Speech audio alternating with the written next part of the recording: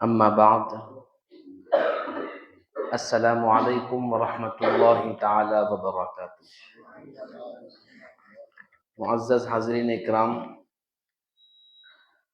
اللہ سبحانہ و تعالیٰ کا بے انتہا فضل و کرم ہے کہ رب سبحانہ و تعالیٰ نے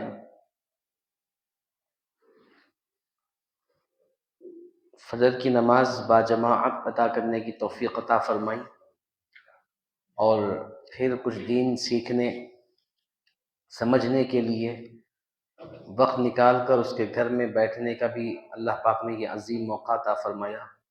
اللہ سبحانہ و تعالی ہماری حاضری کو اپنی بارگاہ میں قبول فرما لے، اور جمعہ مبارک کی رحمتوں برکتوں سے اللہ تعالی ہم تمام کو مالا مال فرمائے۔ جیسا کہ آج جمعہ کا دن ہے، پچھلے جمعہ بھی چند باتیں جمعہ کے متعلق آپ حضرات کے سامنے میں نے عرض کیا تھا کہ پیارے آقا صلی اللہ علیہ وسلم نے ارشاد فرمایا کہ جمعہ کے دن اگر کوئی بندہ کچھ اعمال کر لے تو اللہ سبحانہ و تعالی اس کے ہر قدم پر 1 سال کے نفل روزوں اور 1 سال کے نفل نمازوں کا ثواب ہر قدم پر عطا فرماتا ہے۔ ایک مختصر سے اعمال ہے لیکن نیکیاں اتنی زیادہ ہیں، یعنی ہم گھر سے اگر قدم قدم گنتے ہوئے آئیں گے، اگر 20 قدم بھی اگر ہوں گے تو آپ سوچیں ہر قدم پر 1 سال کے نفل روزوں کا ثواب، پھر اور ایک قدم پر 1 سال کے نفل نمازوں کا ثواب اللہ سبحانہ و تعالیٰ عطا فرمائے گا۔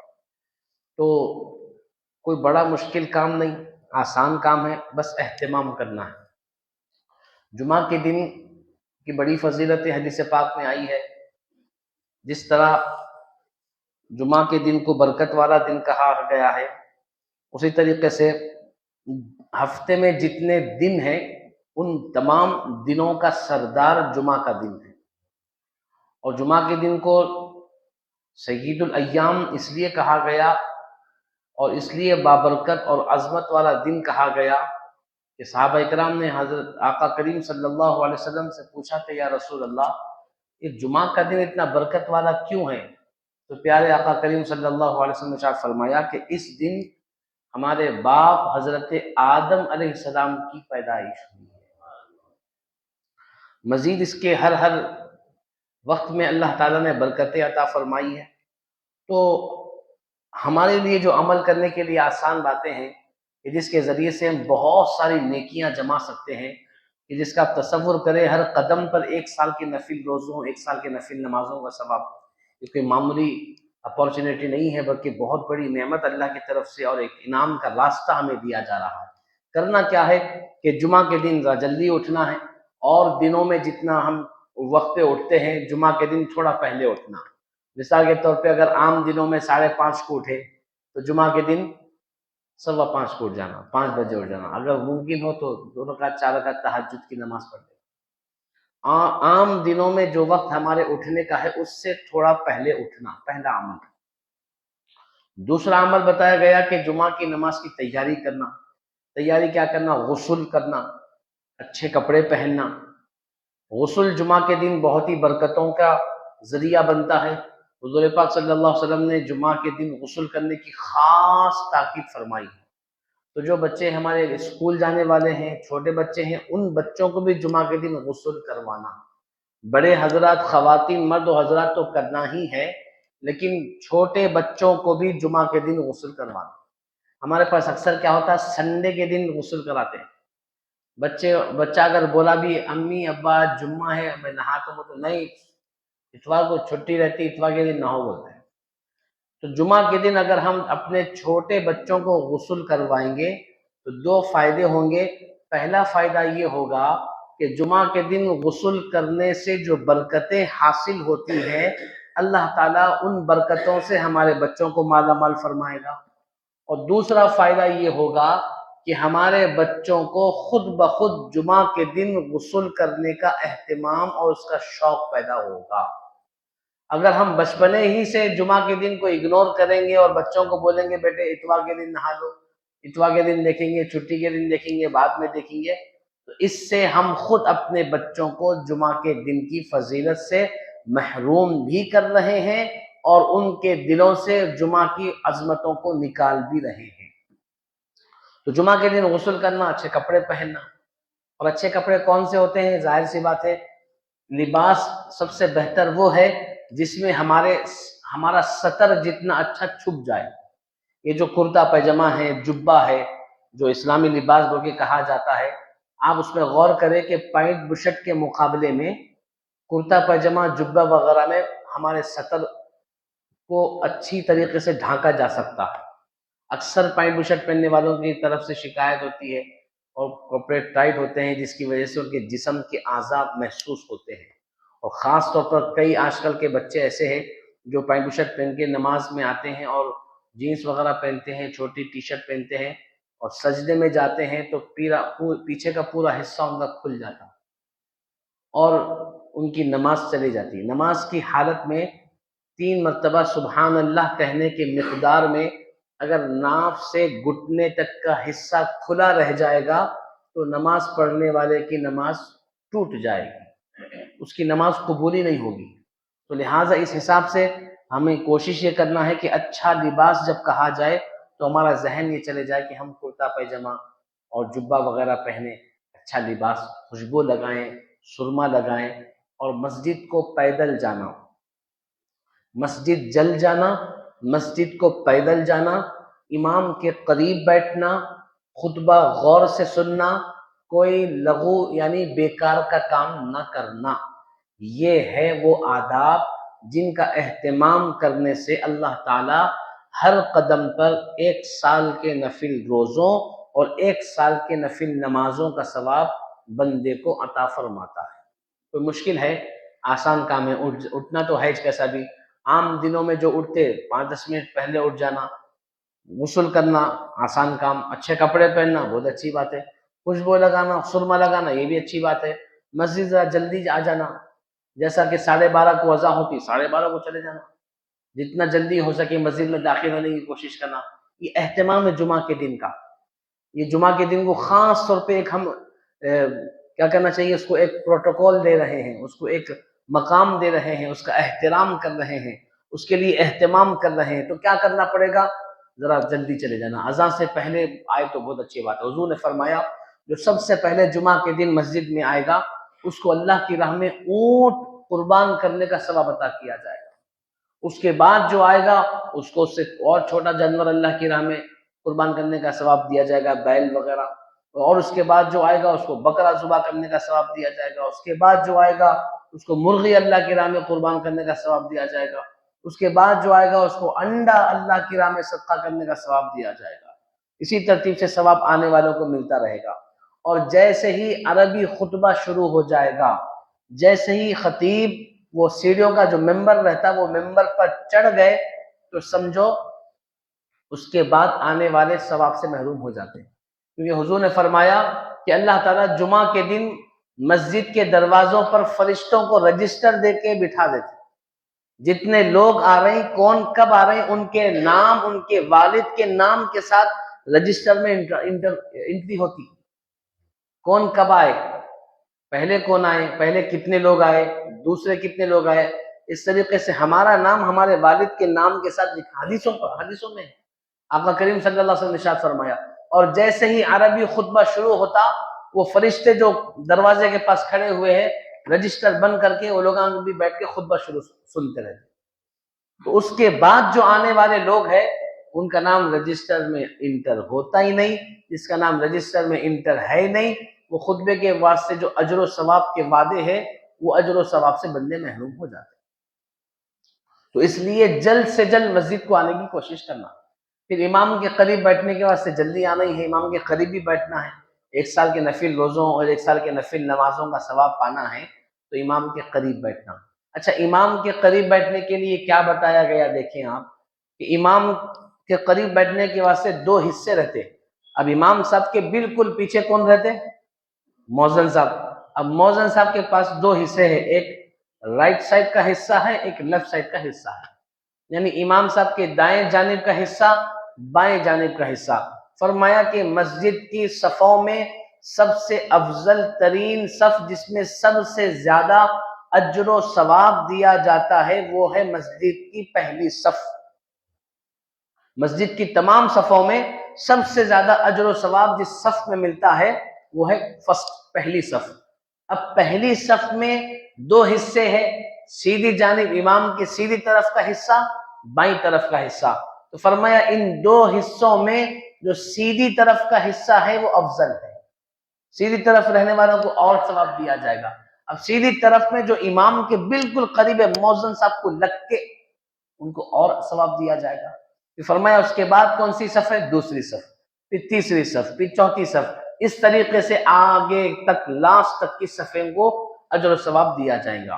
پھر ایک حدیث پاک میں ملتا ہے، آپ اندازہ لگائے، آقا کریم صلی اللہ علیہ وسلم نے ارشاد فرمایا کہ اگر میری امت کے لوگوں کو پہلی صف میں یعنی سامنے کی صفوں میں آ کر نماز پڑھنے کی فضیلت معلوم ہو جائے تو وہ آپس میں لڑنے جھگڑنے لگ جائے، یہاں تک کہ ان کے درمیان تلواریں نکل جائیں۔ پہلی صف میں نماز پڑھنے کی اتنی فضیلت ہے، کتنی فضیلت ہے، کتنا فائدہ ہے، کتنا ثواب ہے۔ اگر اس بات کا میری امت کو پتہ چل جائے تو وہ پہلی صف میں شامل ہونے کے لیے آپس میں تلواروں کو نکال لیں۔ حضور صلی اللہ علیہ وسلم نے یہاں تک ارشاد فرمایا۔ ہم لوگ کیا کرتے ہیں؟ آخر میں جاتے پیچھے، جلدی پڑھ کے جلدی نکلنے کے واسطے، کیونکہ معلوم سامنے کے صفوں میں پڑھے تو پھر آخر تک رکنا پڑتا، سنتوں تک رکنا پڑتا، لوگ کیا کرتے ہیں؟ پیچھے بیٹھے، جان بوجھ کے، جگہ بھی رہے تو پیچھے بیٹھے۔ آپ پیچھے بیٹھ کے جلدی تو نکل جا رہے ہیں، صحیح بات ہے، لیکن سامنے جو ثواب ہے وہ ثواب سے محروم ہو جا رہے ہیں۔ جیسا کہ میں کل بھی آپ لوگوں کے سامنے عرض کیا کہ ہمیں چھوٹی چھوٹی نیکیوں کو بھی اگنور نہیں کرنا ہے۔ ہمارے پاس جو مواقع اللہ تعالیٰ عطا فرما رہا ہے چھوٹی چھوٹی نیکیوں کو بھی حاصل کرنے کا، تو ان تمام نیکیوں کو اپنے نامہ اعمال میں جمع کرنے کی کوشش کرنا، تاکہ مرنے کے بعد جب ہمارے نامہ اعمال کھولا جائے تو وہ چھوٹی چھوٹی نیکیاں ہی صحیح ہماری نجات و مغفرت کا ذریعہ بن جائے۔ تو ہم عادت بنائیں، جمعہ کے دن خاص طور پر، دیگر نمازوں میں بھی عادت بنانا چاہیے، لیکن جمعہ کے لیے خاص طور پر کوشش کرنا کہ امام کے قریب بیٹھنا۔ اس کے بعد کیا بتایا گیا؟ خطبہ غور سے سننا۔ خطبہ عربی خطبہ ہوتا نا، وہ بھی غور سے سننا، اردو خطبہ بھی سننا۔ آج کل کیا ہے، ہمارے پاس اردو خطبہ سننے کے واسطے نہیں آتے، بیان شروع ہوا تو ہلو ہلو ہلو ہلو آتے، جیسے ہی عربی خطبہ شروع ہوتا پورے بھاگ بھاگ کے آتے، ایسا جلدی بھاگ کے آتے جیسا عربی ان کو آتی، عربی میں کیا بول رہے ہیں سمجھ میں آتا جیسا آتے۔ اردو خطبہ سننے کا سے اردو، حالانکہ اردو آتی اور سمجھانے کے لیے کمیٹی کی طرف سے انتظام کیا جاتا، حالانکہ عربی خطبہ امام صاحب بھی دے سکتے نا، الگ سے خطیب صاحب کو رکھ کے بیان کرنے لگا رہے ہیں اردو میں، کیا کے واسطے؟ لوگ سننا، معلومات ہونا، کچھ ماحول بننا، وہ سننے کے واسطے نہیں آتے۔ اردو حالانکہ اردو میں ہے وہ بیان سب کو سمجھ میں آتا، اس کے واسطے نہیں آتے۔ اب عربی میں امام صاحب خطبہ دینے کے واسطے آتے نا، اس کی آوازہ سن کے بھاگ کے آتے، چلو جمع ٹھہرنے والی ہو گئے، ایسا جلدی آتے جیسا عربی ان کو آتی، اچھا سمجھ میں آتا جیسا۔ تو یہ ہماری غفلت ہے، جو چیز سمجھ میں آتی وہ سننے کے لیے تیار نہیں ہے، جو چیز سمجھ میں نہیں آتی وہ سننے کے واسطے بھاگ بھاگ کے آتے۔ تو میرے بزرگوں، نوجوانوں، ہمیں کوشش یہ کرنا ہے کہ ہم جلد سے جلد مسجد میں آ جانا نماز کے لیے۔ اس سے فائدہ کیا ہوگا؟ اس سے امام کے قریب بیٹھنے کا فائدہ ملے گا، اور اللہ سبحانہ و تعالیٰ کے پیارے حبیب ہمارے آقا صلی اللہ علیہ وسلم نے جو نیکیوں اور اجر و ثواب کا وعدہ اور ارشاد فرمایا ہے کہ 1 سال کے نفل روزوں اور 1 سال کے نفل نمازوں کا ثواب ہر قدم پر دیا جاتا ہے، تو اس کا اہتمام کرنے کی کوشش کریں۔ چونکہ آج جمعہ کا دن ہے، اس لیے ساری تفصیلات میں نے آپ حضرات کے سامنے عرض کی ہے، مزید انشاءاللہ تعالیٰ آئندہ جمعہ بھی آپ حضرات کے سامنے جمعہ کے تعلق سے 2-3 باتیں خاص طور پر آپ کے سامنے عرض کروں گا۔ آئیے اب عقائد کے معاملے میں، کل ہم نے پل صراط تک پڑھا اور حوض کوثر بھی پڑھے ہم، اور اس کے ساتھ ساتھ شفاعت کے تعلق سے بھی پڑھے کہ پل صراط ہوگا جس پر سے ہر بندے کو گزرنا ہوگا، نیکوکار گزر جائیں گے اور گناہ گار کٹ کٹ کر جہنم میں گریں گے، اور جو لوگ نیکوکار ہوں گے ان کو اللہ سبحانہ و تعالیٰ اپنے حبیب کے دست مبارک سے جام کوثر عطا فرمائے گا۔ جو دودھ سے زیادہ سفید اور شہد سے زیادہ میٹھا ہوگا۔ اللہ ہم سب کو یہ جام کوثر عطا فرمائے۔ اور اس کے علاوہ حضور پاک صلی اللہ علیہ وسلم شفاعت فرمائیں گے، آپ سے باب شفاعت کا آغاز ہوگا، اور آپ کے بعد دیگر انبیاء اکرام اور صحابہ، اہل بیت اور صلحاء اولیاء اللہ بھی شفاعت فرمائیں گے۔ اب اس کے بعد جنت کا ذکر فرمایا گیا۔ جنت فرمایا کہ جنت پیدا ہو چکی ہے، جو ایک عیش و آرام کی جگہ ہے، اور جس میں طرح طرح کی نعمتیں موجود ہے، جو نیک لوگوں کو نیکیوں کے صلے میں فضل الہی سے عطا ہوں گی۔ جس طرح دوزخ پیدا ہو چکی ہے، ویسے ہی جنت بھی بن چکی ہے۔ اور جنت کن کے لیے ہے؟ نیک بندوں کے لیے ہے۔ کی جگہ ہے؟ آرام کی، سکون کی، عیش و آرام کی جنت۔ اب دنیا کی جو زندگی ہے، ہم وہ اگر مشکل سے گزاریں گے، مشکل میں محنت کر کے، حلال مال کما کر کے، پاک صاف زندگی گزاریں گے، تو وہاں پر اللہ تعالیٰ یہ سکون و اطمینان کی جگہ عطا فرمائے گا۔ ہم بولیں گے نہیں، یہاں بھی میرے کو سکون ہونا، میں کچھ بھی نہ کرتا ہوں، اطمینان سے رہتا ہوں، وہ تو پھر شیطان بولتا تو چوری کر، تو دھوکہ دے، تو جو سو حرام مال کما لے اور سکون سے زندگی گزار، اور زندگی گزارنے کے لیے شیطان اس میں لگا بھی دیتا۔ لیکن ہم مومن ہیں تو ہمارے لیے یہ ضروری ہے کہ ہم دنیا کی تکلیفوں کو برداشت کر لیں، تاکہ آخرت میں ہم کو کامیابی مل جائے۔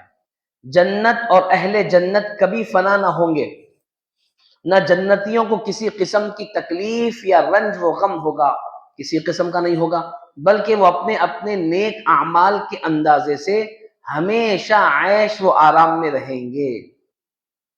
یہ جنتیوں کے لیے اللہ کی طرف سے انعام ہوگا، ان کوئی قسم کی تکلیف نہیں ہوگی، نہ بخار آئیں گا، نہ سر میں درد، نہ ٹینشن، نہ کچھ، نہ لڑائی، نہ جھگڑا، مست سکون ہمیشہ ہمیشہ کا۔ وہ بھی پیٹ میں درد بھی نہیں ہوتا ایسے، کتنا کھاتے کھاؤ۔ بلکہ حدیثوں میں آیا کہ بندہ تصور کرے، ارے جام رہتا تو میں کھاتا تھا، بس تصور کرتے ہی اس کے سامنے جام حاضر کر دیا جائے گا۔ جو چیز کھانے کا بندہ تصور کرے گا، اللہ تعالیٰ وہ نعمت اس کے سامنے موجود فرما دے گا، اور جتنا کھائے گا اس کا پیٹ بھرے گا، لیکن تکلیف نہیں ہوگی، اجابت نہیں آئے گی، وہاں پر ضرورت کو جانے کی بھی ضرورت نہیں، ٹوائلٹ وغیرہ بھی نہیں رہیں گا وہاں پہ، قدرتی طور پر وہ خود ہضم ہو جائے گا، اور ہر طرح کی نعمتیں بندے کو ملیں گی۔ اور بہت ساری چیزیں ہیں جو جنت اور اہل جنت کو اللہ پاک عطا فرمائے گا۔ جنت میں بہت ساری نعمتیں ہوں گی، لیکن سب سے بڑی نعمت جنتیوں کو کیا ہوگی؟ وہ ہوگا اللہ تعالیٰ کا دیدار۔ جنتیوں کو جمعہ کے دن، ہر جمعہ کو اللہ تعالیٰ جنتیوں کو اپنا دیدار کروائے گا۔ جب اللہ تعالیٰ جنتیوں کو اپنا دیدار کرائے گا تو پوچھے گا کہ بندو بتاؤ، کیا تم کو نعمتیں پوری اچھی مل گئی؟ تو بندے کہیں گے مولا بہت ساری نعمتیں ملی، لیکن تمام نعمتوں میں سب سے بہترین ہم کو نعمت دکھی وہ ہے تیرا دیدار کرنا، کہ جب ہم نے تیرا دیدار کر لیا تو جنت کی ساری نعمتیں اس کے سامنے ہیچ ہو گئی، چھوٹی ہو گئی۔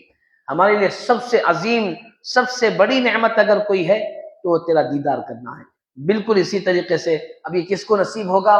جو دنیا میں اپنی نگاہوں کی حفاظت کریں گے، اللہ کی رضا کے مطابق، اس کے احکام کے مطابق زندگی گزاریں گے، ان کو اللہ پاک یہ نعمتیں عطا فرمائے گا۔ اور جو ایسا نہیں کریں گے تو ان کے لیے دوزخ بھی پیدا ہو چکی ہے، جس میں آگ، سانپ، بچھو، توق، زنجیر اور طرح طرح کے عذاب ہیں جو بدکاروں کو بدکاریوں کے عوض میں دیے جائیں گے۔ دوزخ و اہل دوزخ کبھی فنا نہ ہوں گے، یعنی جو لوگ کافر و مشرک ہیں وہ دوزخ میں ہمیشہ رہیں گے، ان کو موت بھی نہ آئے گی کہ مر کر عذاب سے نجات پا سکے۔ بھئی بندہ تکلیف میں ہے، مر گیا تو شاید تکلیف دور ہو جاتی، لیکن دوزخ کا معاملہ ایسا ہے جس اگر کافر مشرک اس میں داخل ہو گئے تو ان کو موت بھی نہیں آنے والی ہے، مرے تو سکون ملیں گا، بولے تو ہمیشہ ہمیشہ کا عذاب ہوگا۔ اس کے علاوہ بتایا گیا کہ بعض مسلمان گناہگار ہوں گے جن کو بھی دوزخ میں داخل کیا جائے گا، اللہ حفاظت فرمائے، لیکن بعد میں آقا کریم صلی اللہ علیہ وسلم کی شفاعت یا محض اللہ سبحانہ و تعالیٰ کی رحمت سے اللہ ان کو واپس جنت عطا فرمائے گا۔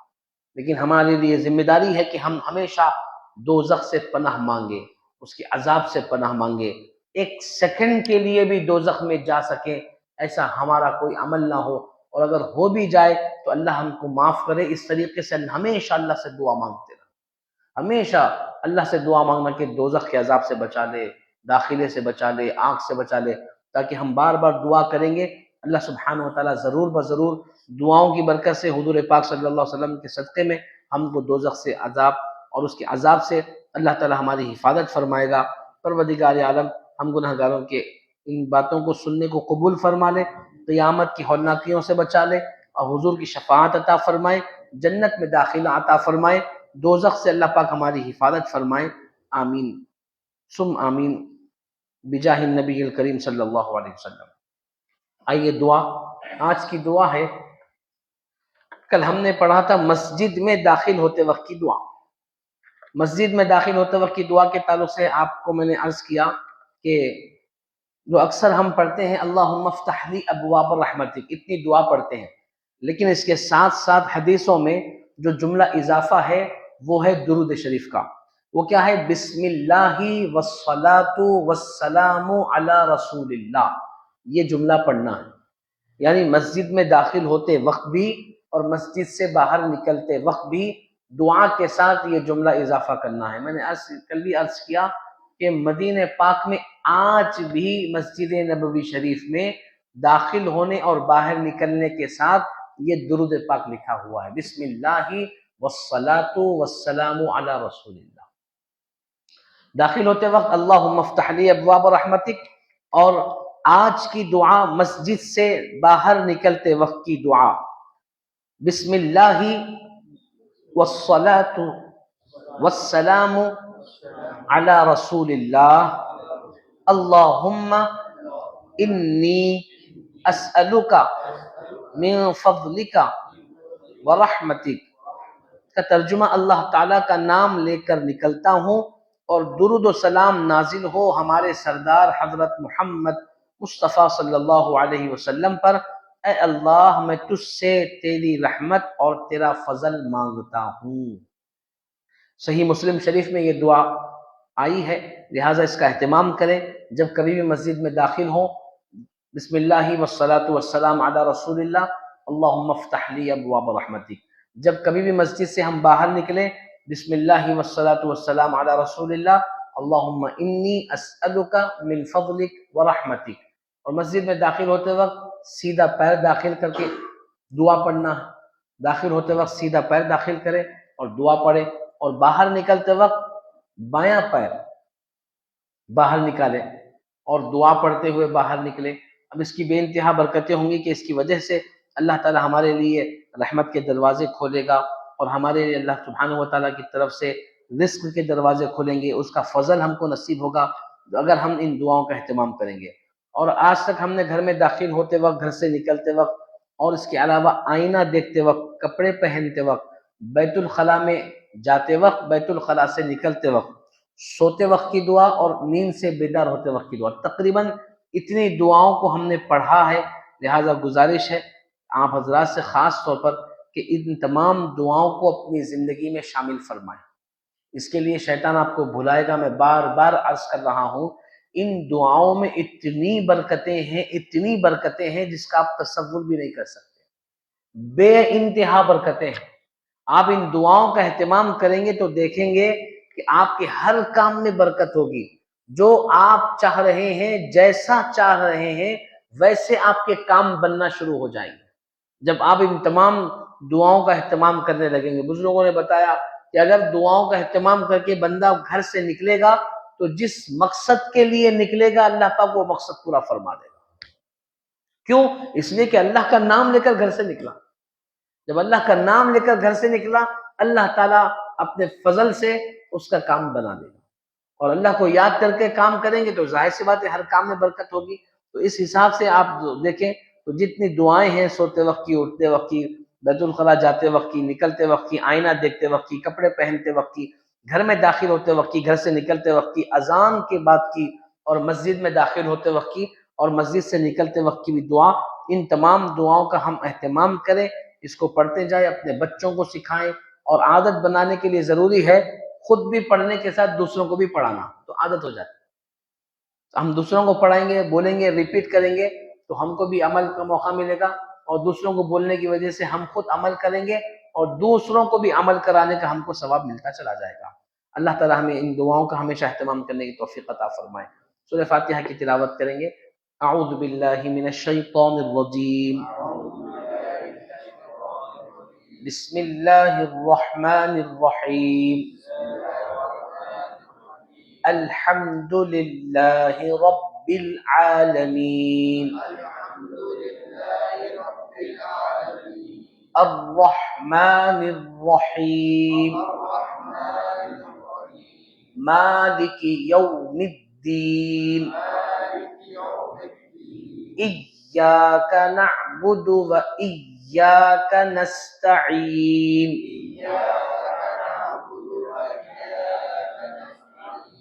اہدنا الصراط المستقیم، صراط الذین انعمت علیہم غیر المغضوب علیہم ولا الضالین۔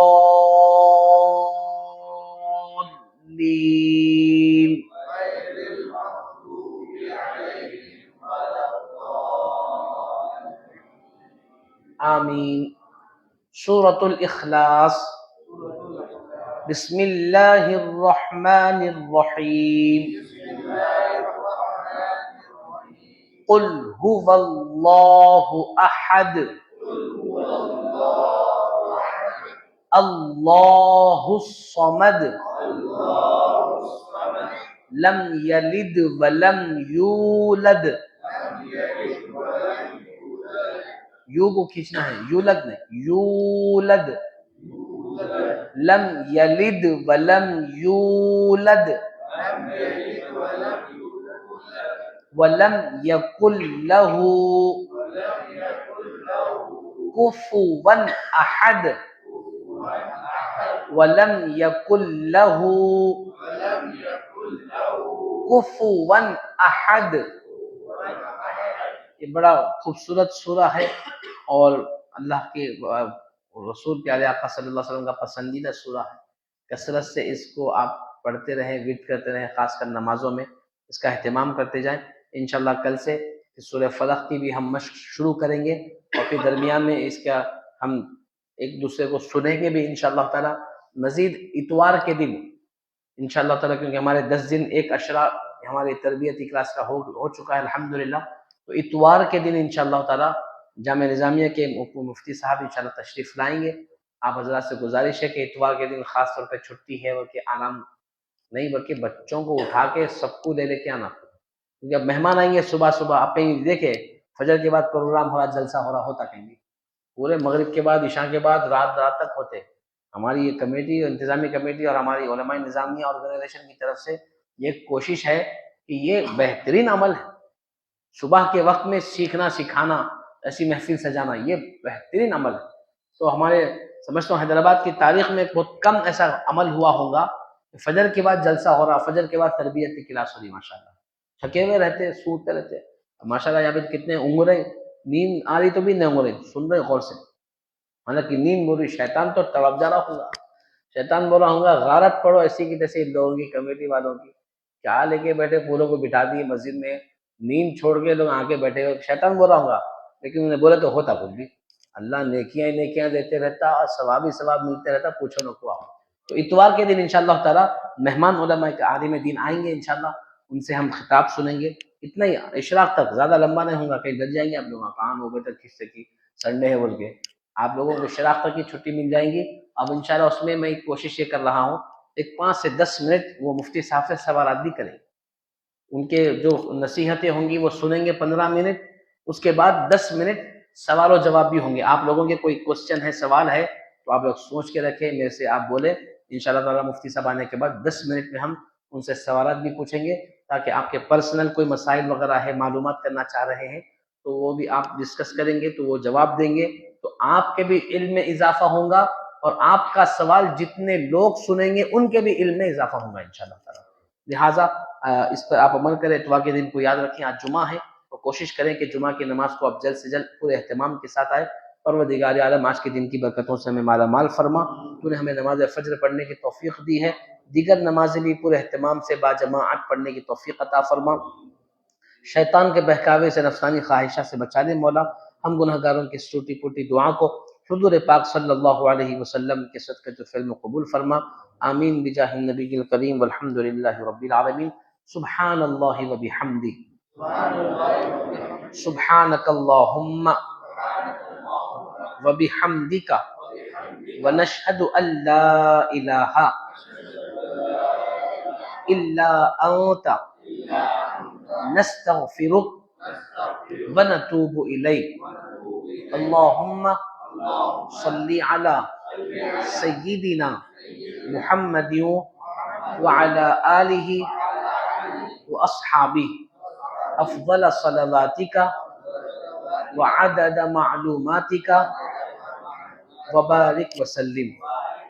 دو اشعار صلاۃ و سلام پڑھیں گے، جمعہ کا دن ہے۔ صلی اللہ علی محمد صلی اللہ علیہ وسلم،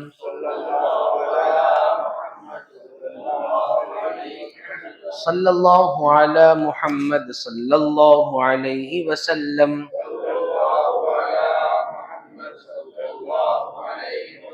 مصطفیٰ جان رحمت پہ لاکھوں سلام، شمع بز میں ہدایت پہ لاکھوں سلام۔ مصطفیٰ جان رحمت پہ لاکھوں سلام، شمع بز میں ہدایت پہ۔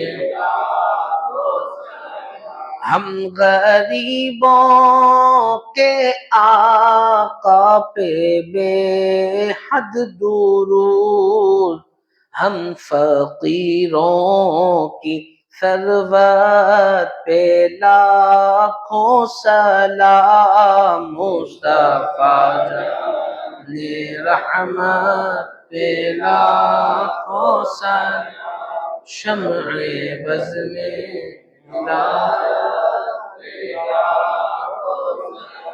ان کے مولا کے ان پر کروڑوں درود، ان کے اصحاب عطرت پہ لاکھوں سلام۔ مصطفیٰ جان رحمت پہ لاکھوں سلام، شمع بز میں ہدایت پہ لاکھوں سلام۔ ربنا تقبل منا الفاتحہ۔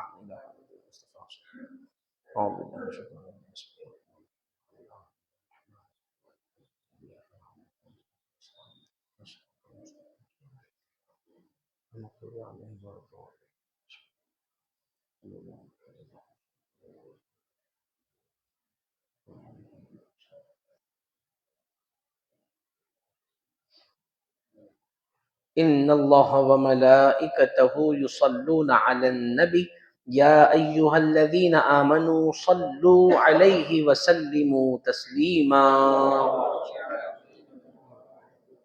افضل صلواتک وعدد معلوماتک وبارک وسلم، والحمد للہ رب العالمین۔ اشراق کی نماز ادا فرما۔